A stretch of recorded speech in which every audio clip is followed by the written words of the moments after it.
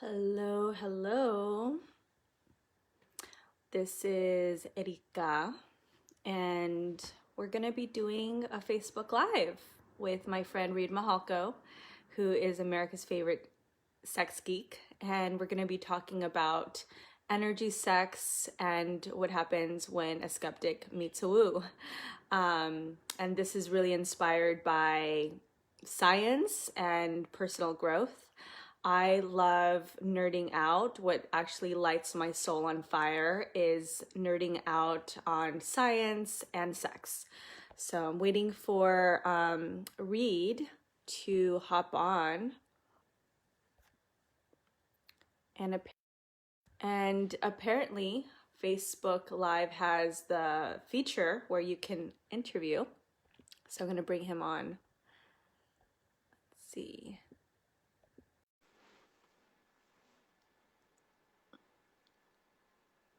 Hi, Gwyneth. You're going to love this. Hello. Hello. Oh, is that feedback on my end? I don't know. Here, let me try my headset now. Because we have to do headsets apparently. Yeah, Can you hear me now? way better. Oh, good. It worked. It works. A lot Thank faster you. this time.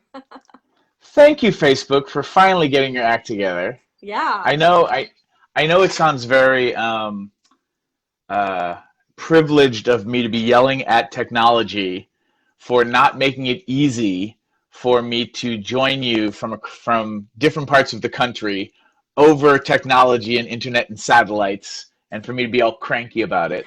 But it does feel like it used to be easier, right? It used to be really easy. Yeah. Or maybe we're just getting old and cranky, and we're like, you kids today, back when we were kids, it was easier. Hi. Hi. So good to see you again.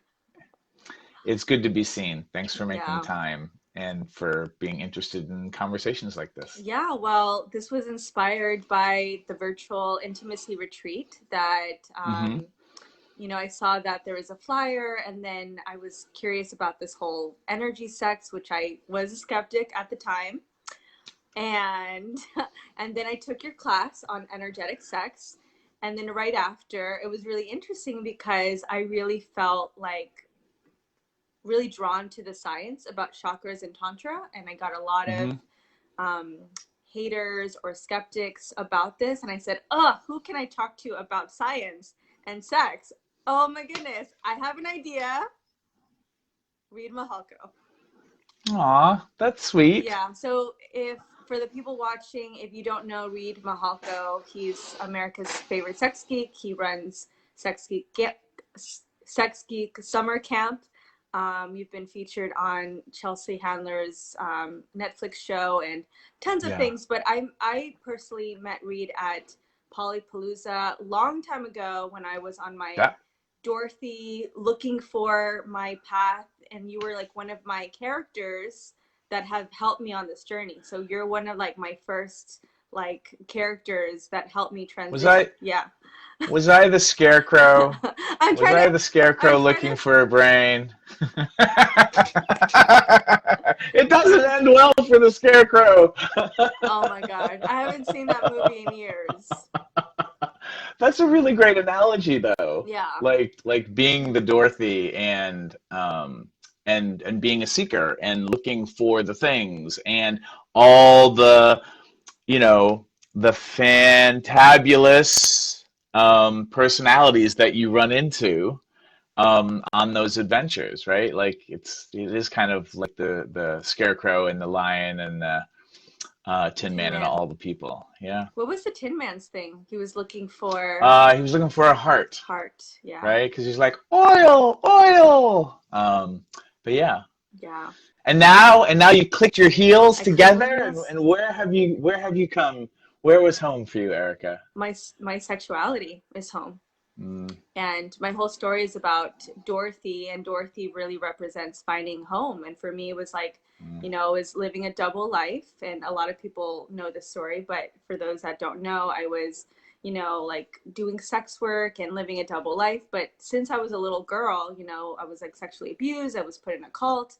And so there was a lot of like crazy characters on my yellow brick road path. And then, Mm. there was like all these scary, evil villains. And then eventually I find characters like the Scarecrow or the Tin Man. And you were one of my characters that helped me get home and click my heels. Mm. Oh, that's Yeah. sweet. Thank you. It's true. It's true. So, anytime I get a chance to nerd out, it's like a privilege. And I think knowledge is the sexiest gift you can give to yourself. And Hmm. so I think that a lot of people might not agree with some of the things we're going to talk about. Um, but I think it's really That needed that we have these conversations and open people's path to their own yellow brick home.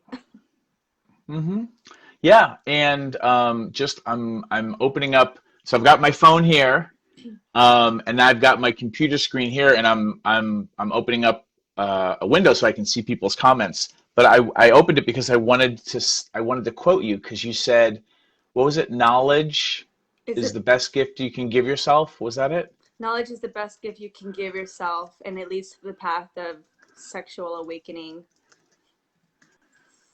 Yeah, that's a great quote, and it is an interesting. My dilemma for your friends who haven't met me yet. So my name's Reid Mihalko. Readaboutsex.com is my main website. REID, about sex. And for me, my whole life has basically been trying not to turn into my mom and dad, who loved each other very, very much, but had really shitty communication skills and eventually kind of like destroyed each other by paper cuts, like just little emotional scars that over time re-scarring that same place like over and over again for decades. Like my mom would become an alcoholic. My dad would thought and was that generation that if the woman I love isn't happy, it's because we're not rich enough or wealthy enough. So he became a workaholic. And it was obvious how much they loved each other, but how much they were just grinding each other to dust. And they stayed together till my mom passed away first. But they made each other miserable, even though they were still always devoted to each other and in love. That was my trajectory of love's not enough. How do we, like, what were my mom and dad missing? Because they tried so hard, but they failed so hard. And that led to me kind of being this geek and trying to figure out like what is a healthy relationship. And that particular geekery and seeking and exploring also extended to me figuring out like who am I sexually? Like how do you become good at sex? Because as a child of an alcoholic, I had a lot of insecurities. And I still have a lot of insecurities and I have a lot of sexual shame. I'm just very comfortable with how insecure I am. I'm in some ways I'm proud or I embrace and I love myself and all my shame. And I've exercised my muscles to be courageous and brave and curious, and I walk through the world now with um, with the ability to bring all of me with me and to stay present with people. And where that has led me also is like exploring like my mystical side as a skeptic, because I've had a lot of experiences that I can't find science for yet. And as a skeptic, I'm well aware of what science qualifies as science. And I know that a lot of people like to call things science that technically, from a science perspective, isn't science yet.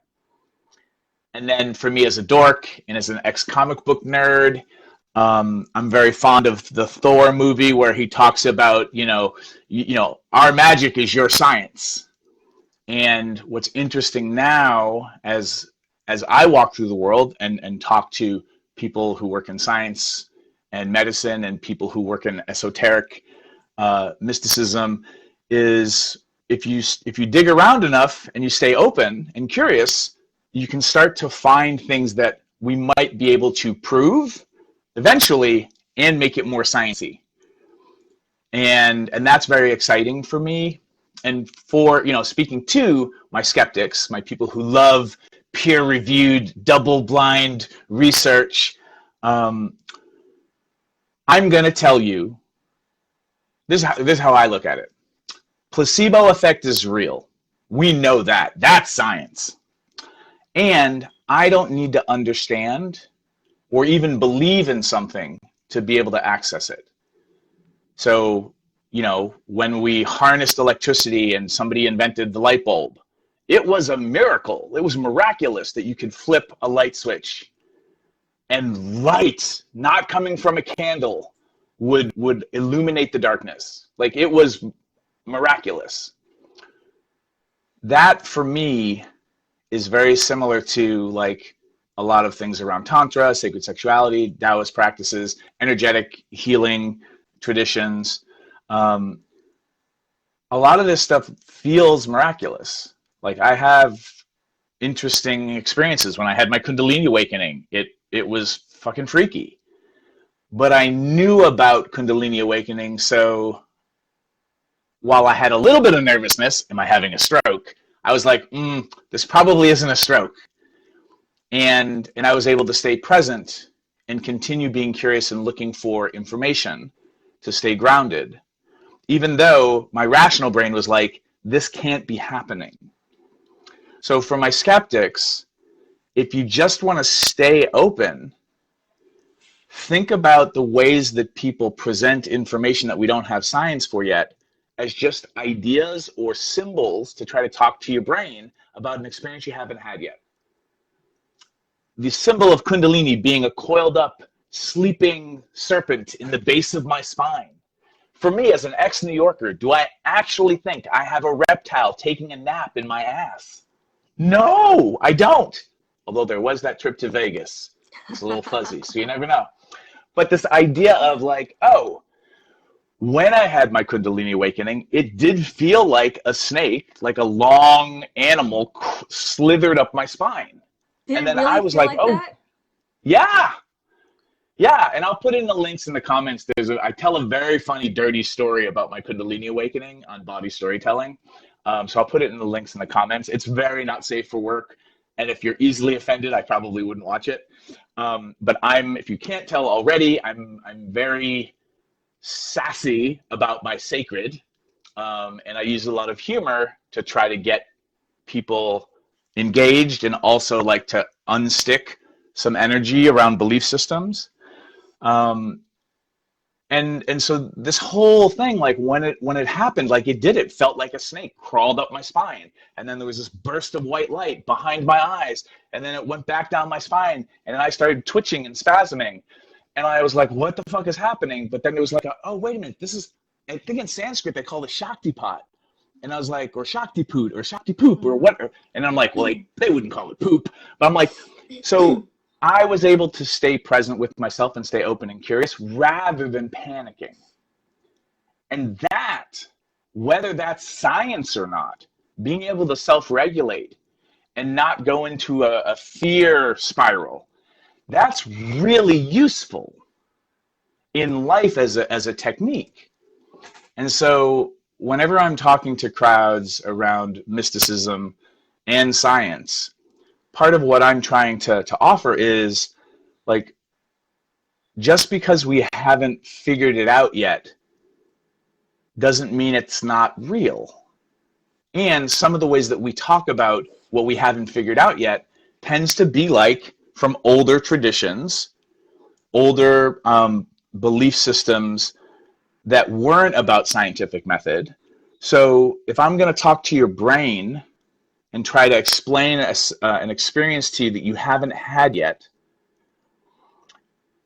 the symbol of a sleeping reptile to represent an awakening that might feel a certain way, like, I can talk to your brain in analogies and pictures so that if you have this experience, you then don't panic. Like, like if you're going to try acid for the first time and I can describe what a trip is like, and I can describe what a bad trip is like, and give you some tools for how to react or navigate a bad trip, like that's really useful information.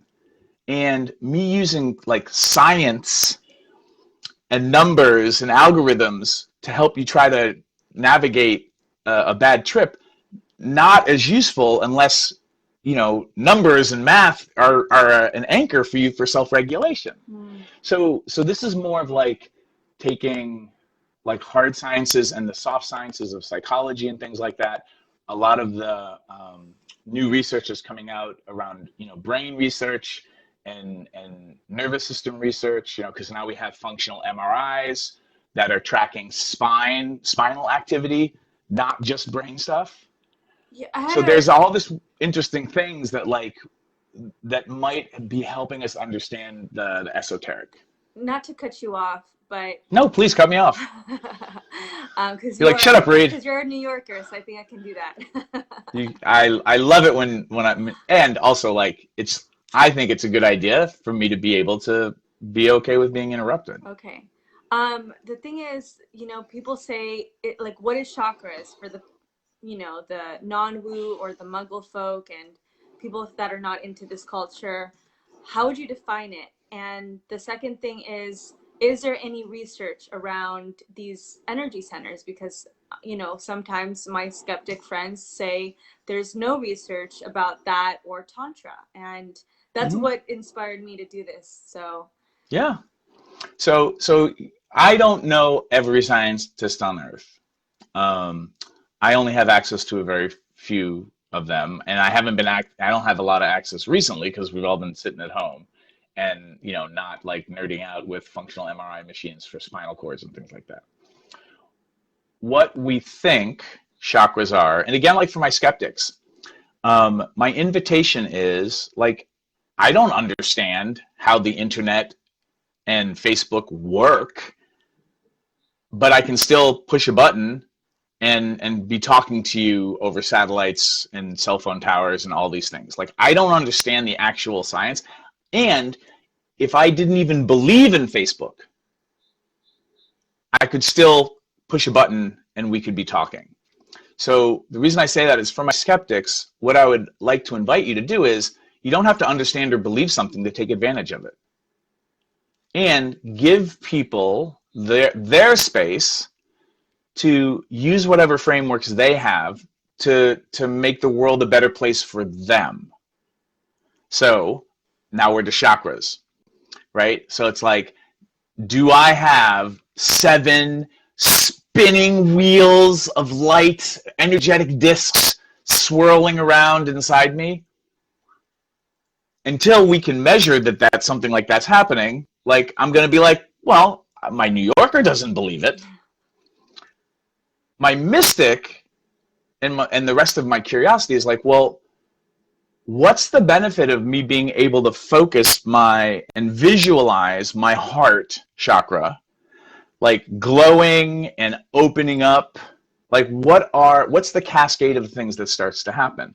We do know that if I'm visualizing it in my head, there's brain activity that's increasing.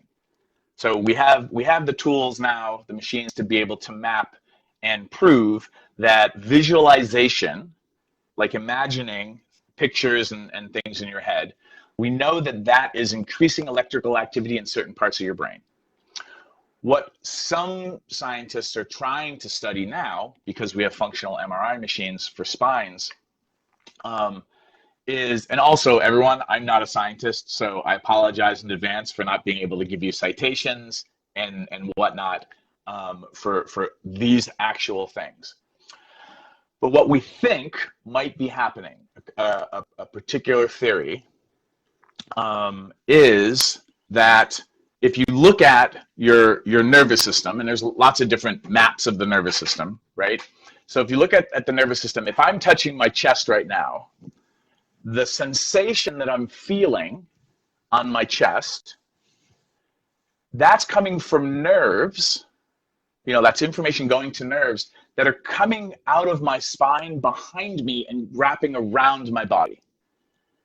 There's not, like, this sensation is not being mapped by nerves in my spine coming through my chest to my skin. The nerves They're are coming coming around. Yeah. Okay. And this is I'm being very reductive.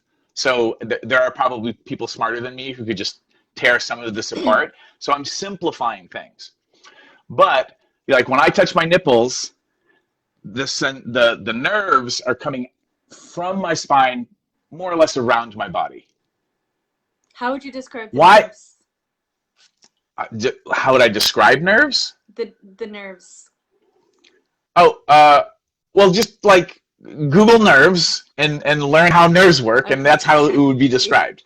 But just think about it like what would be a good just Google nerves. Okay. You'll get a better. Sorry, I threw you. No, it's. I'm just trying to think of like what would be the analogy, and like nerves are complex and simple enough around electrical impulses. Blah blah blah blah blah. Nerves. The nervous system. If you look at the human body and you think about the nerves coming out from the spine. And then like even with your legs, like from your spine going down to your legs, you could kind of imagine neighborhoods of nerves. So like there's my heart and my chest, like that's, you could say like that's like a section in the way that medicine talks about the lower lumbar and, you know, this, your C7 and things like that in your spinal cord. But like you could kind of you know, orient like, oh, so like the chest, like look at that, that's kind of like a neighborhood or a section. And then you've got like your stomach and all your internal organs are pretty much, you know, below there's your, you know, your intestine and stuff like that's your belly. And there's the diaphragm, you know, for your breathing and stuff like, so if you kind of like quadrant these things off, and then you've got your pelvis, and then you've got the base of your pelvis. And then you have like your neck, so that's your throat. And, you know, let's include your ears in your throat because those systems, when you breathe, there's, you know, pressure and whatnot regulating. And then there's like the top of your skull. And that's kind of like where your ocular nerves are. And like, we can call that the third eye. And then there's like the top of everything. So if you looked at it like those quadrants, you could be like, oh, okay, like let's map off 7 quadrants. So we've got 7 neighborhoods of like nerve clusters, more or less. What we're trying to figure out science-wise is we know electrical activity in my brain increases when I'm visualizing things. What we want to figure out is if I'm visualizing my heart, does electrical activity here and in that quadrant of my spine, does it increase? Because if it does, and it basically increases in that quadrant, when I focus on this quadrant, now again, we don't have like proof yet, like science proof yet. But if that is the case, then this becomes really interesting to think about like what happens when I focus on my chest, visualize like great warm, panic-inducing things.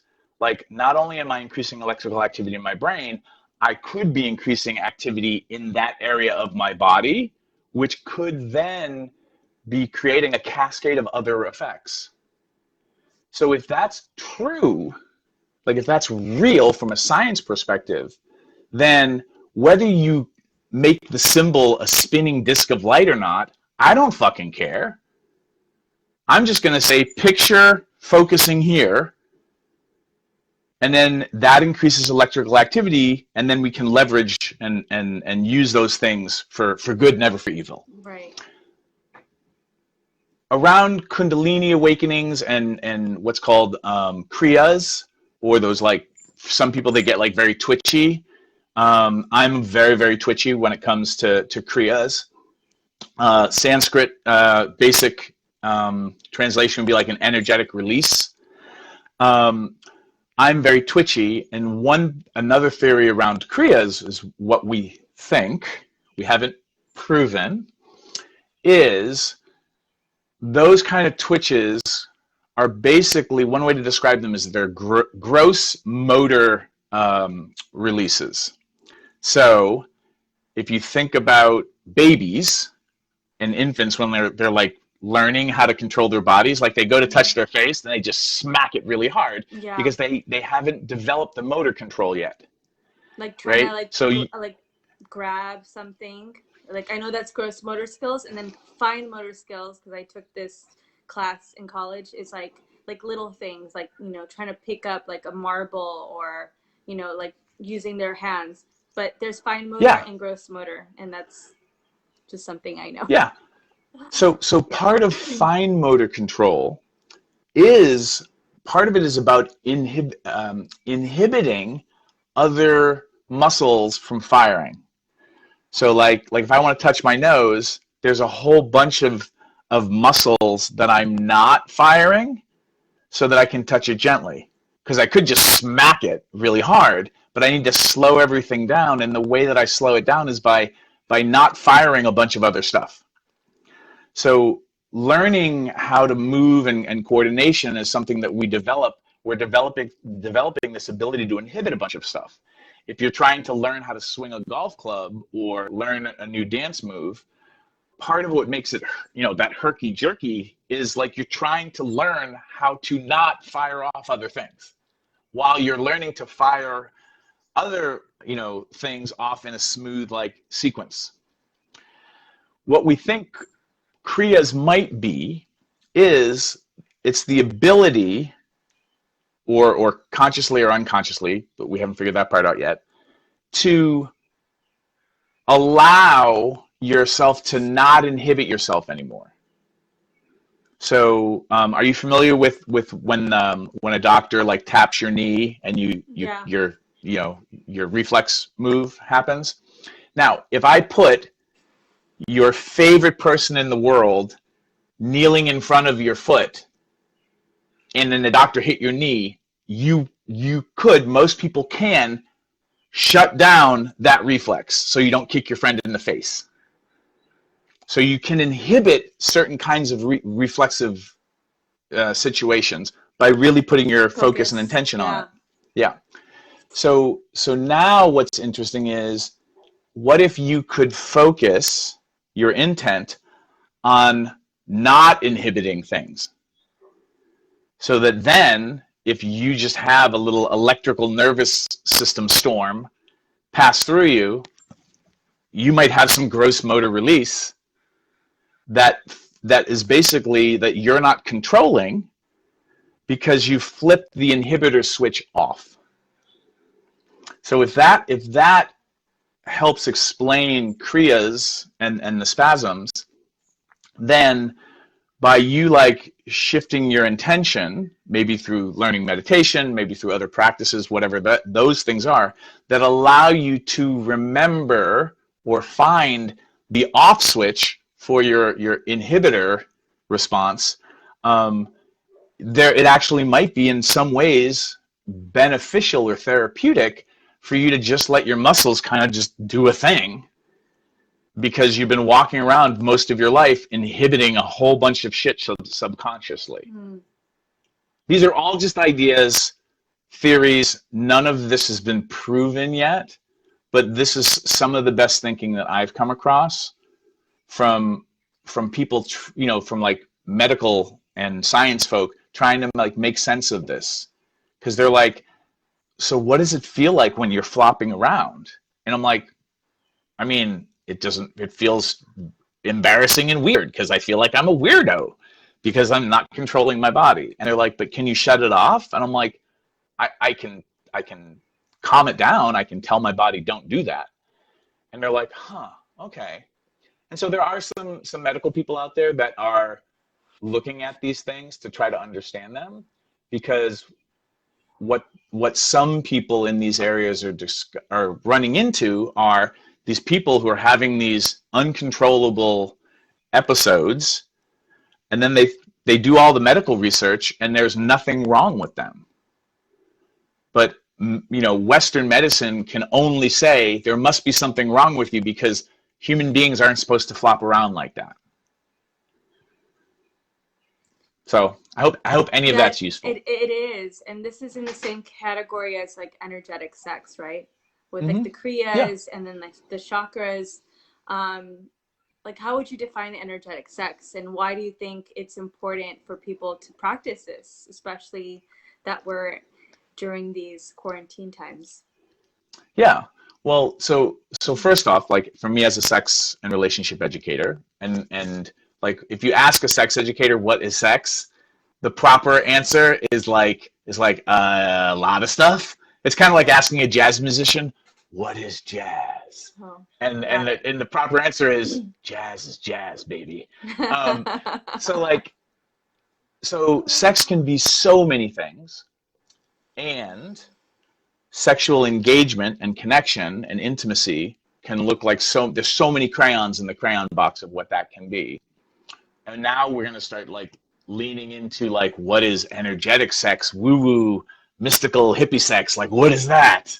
um, so it can just look like a lot of different things. For me, my definition of it is energetic sex is when we're trying to play with energy, whatever that means for us, to create a consensual, hopefully fun experience that adds more to our lives than takes away.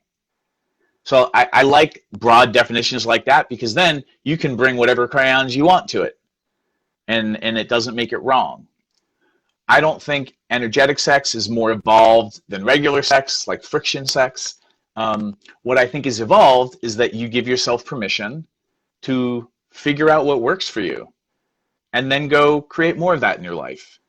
And surround yourself with people who love you for you rather than there being dicks about you being self-expressed.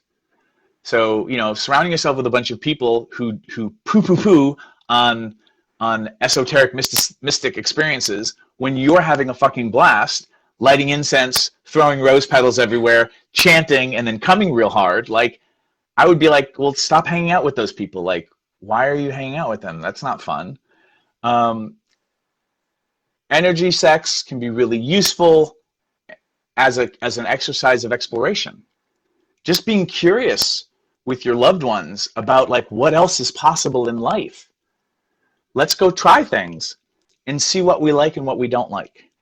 That's the point. That's the cool part, is just being curious and giving yourself more choice to explore things and then figure out what you like, what you don't like. Right. So for me, like exploring energy sex isn't any different than exploring kink. And then some people are like, oh, I don't like kink. And I'm like, great, then don't like it. Go do stuff you like. Some people are like, oh my God, like kink is scary. Okay. Do you want to try to figure out how to make it not scary? Because for other people, like woo-woo energetic stuff, that's scary. I'm like, okay, like what do you want? So then it makes it not about like anything's more important or more evolved than the other, because that's just a really tricky, sneaky way of shaming people. Some people are saying like, and again, this is tricky, but my science skeptic folks are like, science is more important Hmm. than this person's pleasure because this person needs to believe in spinning wheels of light, energy moving up your spine, connecting into the internet of the universe, and then you're downloading knowledge and then moving energy through your cock. Like, and I'm like, dude, or dudette, or whomever, like, let them have their fun. And I understand that some people's belief systems, not being grounded in science, can have ways of creating more harm. So like, what I'm looking for is like, what's that balance where I can leave the campsite better than I found it, where I can live according to my values and be in congruency and integrity and authentic to myself, but also I'm living my life in a way where not only do I get to be me, but hopefully I'm not leaving a wake of destruction and harm in my path. And then that's a very interesting conversation about shame and blame and like how do we encourage people to stay open and also take the best information we have to navigate the world. Like, in the pandemic right now, a lot of people are wrestling with how do we get our needs met as human beings and not put your grandparents at risk. And that is a sufficiently complicated answer that I personally don't believe you can walk around holding a crystal and thinking good thoughts and guarantee that my grandparents are going to be okay. So, for me as a sex educator and somebody who does teach and walk in the worlds of Tantra and light workers and things like that, I don't care how high your vibration is, wear a fucking condom. Like, that's just more responsible. Wash your hands too. Yeah, and wash your hands. Exactly. Because my question is, why not do both? Like, think all the good thoughts you want and wash your hands. Like, why can't we do both? And the answer to that is, like, humans are humans, man. And belief systems are strong and hard in situations to get people to change their behaviors and their minds, especially around things that are woven into, like, how do you belong to your cultural group or your social group. That's a whole other area of science and nerdery for folks.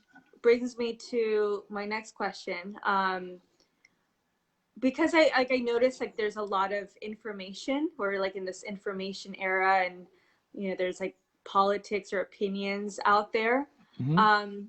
For the couples that maybe there's a skeptic dating a woo, is it possible to make it work despite different opinions? And I think I saw your newsletter talking about this. Yeah. So the age-old question: can a skeptic and a woo live happily ever after? So woo-woo is the term that I use, my loving term for just mysticism, esotericism, whatever. And then my skeptics is the word that I use for my sciencey folk. And, like, I go both ways.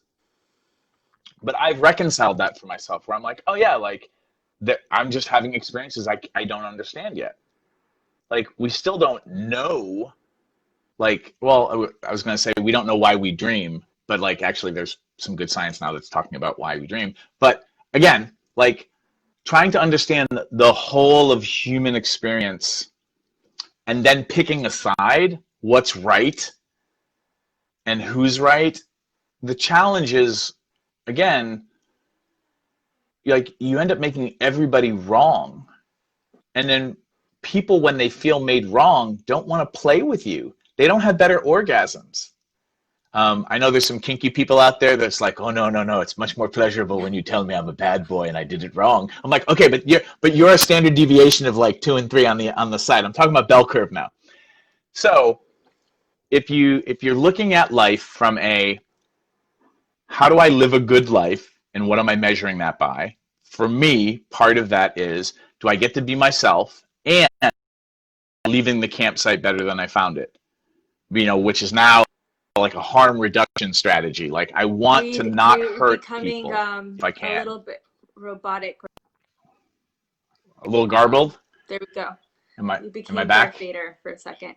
Check one. Okay. It's fuzzy. So basically, like, for people who are woo-woo and also, you're partnered with a skeptic, or if you're a skeptic and you're living with somebody who's woo-woo, my advice is, it's kind of like with improv comedy.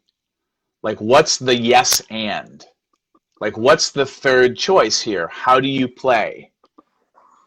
Can you hear me still? Is my voice okay? Yes. Okay. So like, where do you connect? Where do you match? Where can you both be right enough where you can play?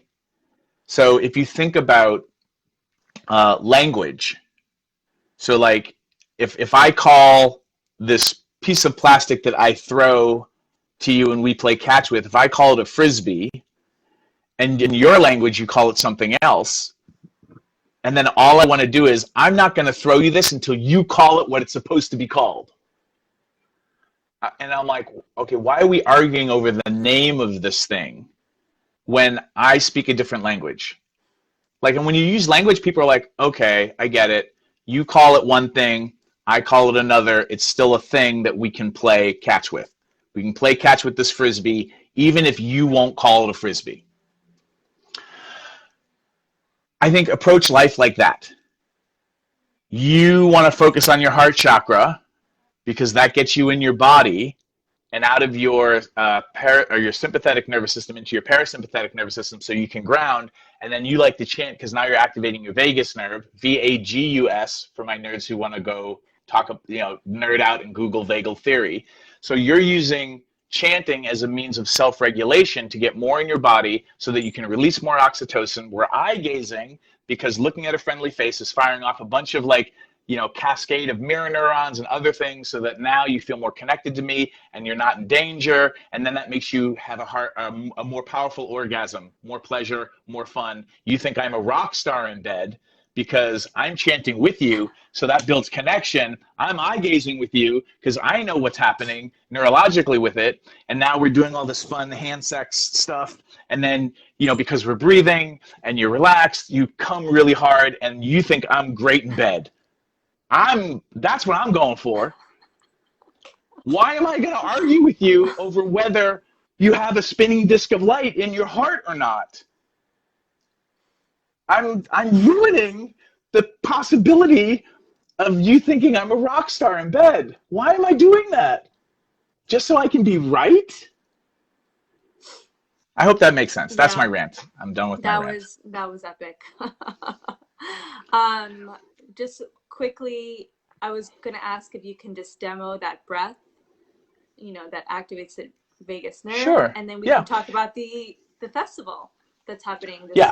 Well, so I want to ask, because I've been talking so much, like I'm also curious about your experience, right?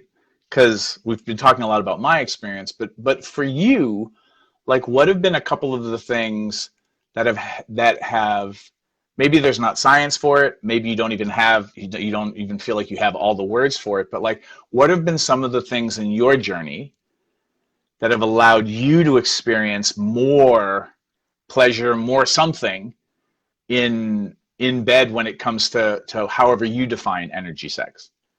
Well, first of all, I haven't had energy sex, but I do remember that I did have this amazing orgasm where, I fully orgasmed, and then I had like the twitch, like I had like the sensation, the kriya.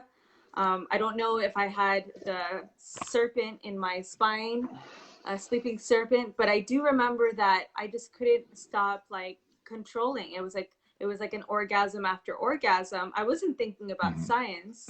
What I was thinking about is, why is my body like keep doing this twitchy thing? Because that has never happened to me. I didn't know it was Kundalini because I wasn't thinking about what was happening. I was just allowing my body to pulsate. And after that, I was really just focused on being with the experience.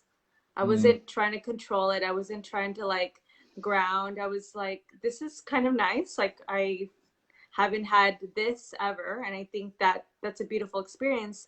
You can't put labels on when you're having that experience. Does that make sense? Yeah. For people who play sports, or even people who are performers, like those flow moments, and there's some interesting studies being done about flow state, like this idea of like, I was gonna say really quickly if you've seen Stealing Fire, because they do talk about like that, the flow state. I haven't seen it yet. It's a okay. I haven't seen it yet. Yeah. Okay, is it on Netflix or where is it? It's a book, but they talk about okay, flow state. Yeah. Okay, so this idea of like when you're in a flow state, or for people who meditate, like you hit that moment where you're like, I have no thoughts, and then you think, oh my God, I have no thoughts. And then it's just because you had the thought of no thoughts, you ruined the no thinking part. It's the same thing of like when you're in a flow state, you don't start thinking about the flow state when you're in it. You just, to the extent that you can, you just try to enjoy the moment and not notice that you're in flow state. And then that will go away at some point. You know, Rumi, the Sufi poet, would talk about the door of God swinging in and out, and he was the door knocker. So he's like constantly going into the state of God and then getting shut out, which I make it mean that's that kind of flow state thing. And the minute you realize it, you break it. So well, I can actually that do you yeah, want to finish now? Like please. stuff is coming to me. No, go for it. Go for it. This is good. Because I've been having brain fog for a while, so it feels good to like, okay. Yeah. The epiphany is, this relates to me as a dancer. Like, I can relate to sex as dancing because I was obsessed with spinning. Like, as a dancer, salsa dancing. I think you met me when I was salsa dancing. When I was in the flow state, I could spin forever. I can spin nonstop. But when I was thinking, oh, I need to have the technique, completely lost the spin, completely lost the technique. And then I would jumble. Yeah. But I remember the flow state was I could continue spinning, right? But the more that I try to control it, I lost that momentum, right? And I don't know if that relates to energy sex or if there is a metaphor into it.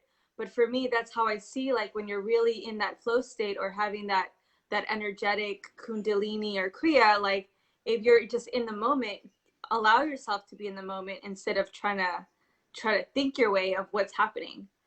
But Yeah. yeah. And this is actually really useful too. Like in what you're just saying, I'm like, oh, when I'm talking to skeptics, I can use flow state as an analogy because we don't quite understand it and have science yet for flow state.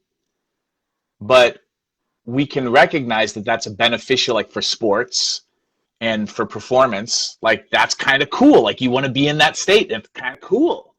And you need to have an open mind to even try to, get into that state rather than being like, well, there's no science for flow state, blah, blah, blah, blah, blah, right? And just being a fucking curmudgeon about it. So I like how your words are inspiring me to be like, oh, I've never thought about using flow state as an access point for energetic sex for skeptics because flow state is kind of like skeptics get curious about it and see flow state as like a cool thing to attain, even though we don't have science for it yet. So why can't we also, try to explore and attain like these nuanced, subtle experiences of ecstasy during sex, and then like whether me visualizing spinning discs of light or a serpent touching the universe through my spine, and then you and I connecting as gods and goddesses or whatever symbology we want to use, because that kind of meaning making is a foot in the door to accessing ecstatic experiences. And now we can talk about ritual and mirror neurons and all the things of like drumming circles and using those things to access ecstatic states. And then I can just be like, dude, like, why not try all that shit in bed? Like, see what works. Yeah. Like, are you having fun? Or are you just you've got 3 options when it comes to sex and no creativity and imagination? That'd be like kinky people being like, I want you to be a pirate and kidnap me. And then the other person being like, but I'm not a pirate. And they're like, that's not what I mean. How about you be the school principal and I'm the naughty schoolgirl? But I'm not a principal. I don't actually do that. Like it's like, no, we're asking you to play, to come and play with us. So. Oh my God. I hope this is making sense. I'm having a great time connecting with you. Like I always love talking to you. I just hope what we're talking about is actually helpful to anybody, because who knows, right? That was like the icing on the cake of this interview. Yeah. So yeah, I think that after this, like if you want more of this, like come join the Energy Sex Festival, and I think you're going to be a Yeah, part of it.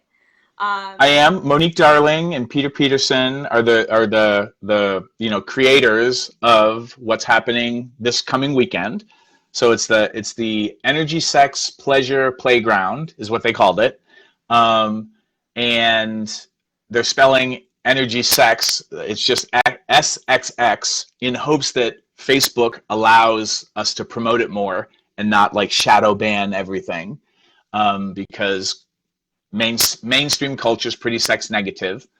Um, and so that festival is going on, and there are different teachers from all over the world teaching in all different time zones. So I think it like literally is like 48 hours of people teaching, and they coordinated all the time zones so that somebody in Amsterdam, like Vivlike Sophia, is teaching at a normal time in Amsterdam.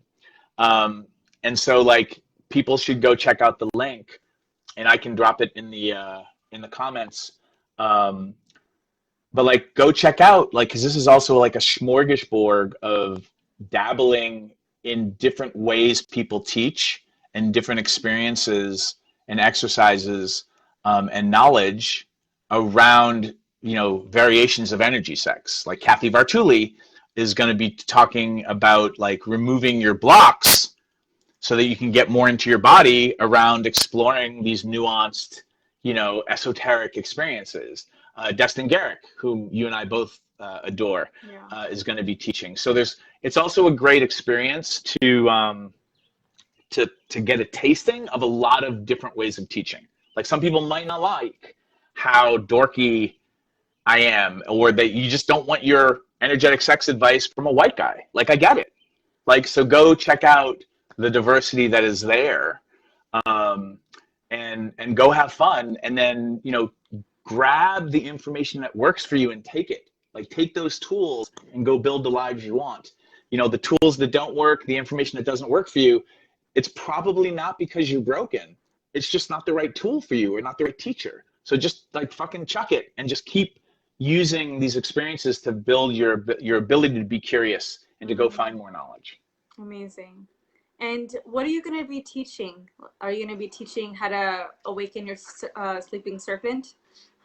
Yeah. Yes. I'll be teaching, I have a workshop called Energetic Sex for Pragmatists. Um, some of what we talked about here, like a little bit of it, we'll touch on and we'll dive deeper and we'll have more experiential exercises to try to figure out how, like the way that I teach energetic sex is a thing that I call resonance play. Um, and I like teaching resonance play because it's kind of how energy occurs to me.